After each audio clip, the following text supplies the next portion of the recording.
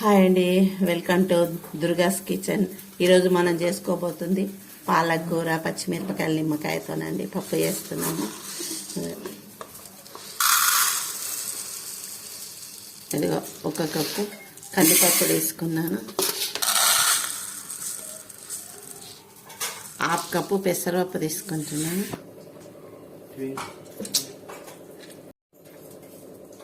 ఇక ఈ విధంగా కడుక్కోవాలండి. కందిపప్పు పెసరపప్పును కడుక్కున్నాక దీంట్లో ఇక నేను పాలకూర వేసుకుంటున్నా.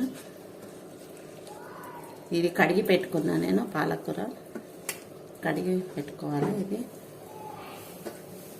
ఇదిగో దీంట్లో పసుపు వేసుకుంటున్నా, దీంట్లో ఒక స్పూన్ జీలకర్ర వేసుకుంటున్నా, ఒక 20 పచ్చిమిరపకాయలు వేసుకుంటున్నా నేను.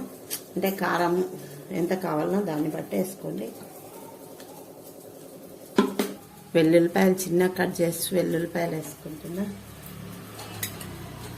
ఇదిగో ఒక 2-3 స్పూన్ అండి. ఇదిగో తగినంత వాటర్ వేసుకుందాం, మూత పెట్టేసుకుందాం. ఇంకా ఒక 5-6 విజిల్ అయినాక నేను చూపిస్తాను. ఇదిగో పప్పు మెత్తగా ఉడికిందండి. ఈ విధంగా దీంతో మ్యాష్ చేసుకుందాము. ఇంకా ఏమన్నా ఉంటే మెత్తగా అయిపోతుంది. ఇగో దీనికి తగినంత సాల్ట్ వేసుకుందాము.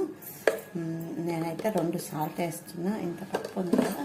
4 కాయలు ఇదిగో నేను 4 నిమ్మ పండ్లు వండుకొని నిమ్మరసం తీసుకున్నాను. ఇగో ఈ నిమ్మరసం ఇలా వేయాలి దీంట్లో.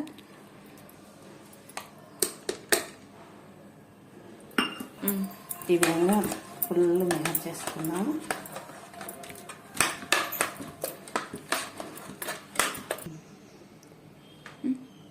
ఇక ఒకటి జీరా పౌడర్ వేస్తున్నా, అయింది. దీంట్లో పోపు వేసుకుందాము. పోపు వేసుకొని మనకు పులుపు సరిపోయిందా లేదో చూసుకొని, సరిపోలేదంటే ఇంకొక నిమ్మకాయ యాడ్ చేసుకోవాలి. సూపర్ టేస్టీగా ఉంటుందండి, చూడండి మీరు కూడా ట్రై చేయొచ్చు. ఇక ఈ విధంగా పోపు వేసుకుందాము. నూనె, జీలకర్ర, ఆవాలు. దీంట్లో కొంచెం నేను మజ్జిగ మిరపకాయలు యాడ్ చేసుకుంటాను. ఇదిగో మీ ఇష్టం, అది ఏ మిరపకాయలన్నీ వేసుకోవచ్చు. నేను కొద్దిగా అది యాడ్ చేసుకున్నా. కొంచెం వెల్లుల్లి పేస్ట్. ఇక పాలకూర నిమ్మకాయ పప్పు రెడీ అండి. ఇక ఈ విధంగా పప్పు దీంట్లో యాడ్ చేసుకున్నాం. ఈ విధంగా కలుపుకోవాలి. దీన్ని ఒక గిన్నెలకు తీసుకుందాం. పప్పు రెడీ అయిపోయిందండి.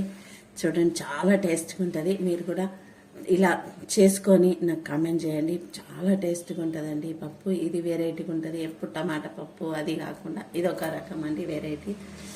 ప్లీజ్ అండి లైక్ చేయండి, షేర్ చేయండి, కామెంట్ చేయండి, సబ్స్క్రైబ్ చేసుకోండి ప్లీజ్ అండి. థ్యాంక్ యూ అండి.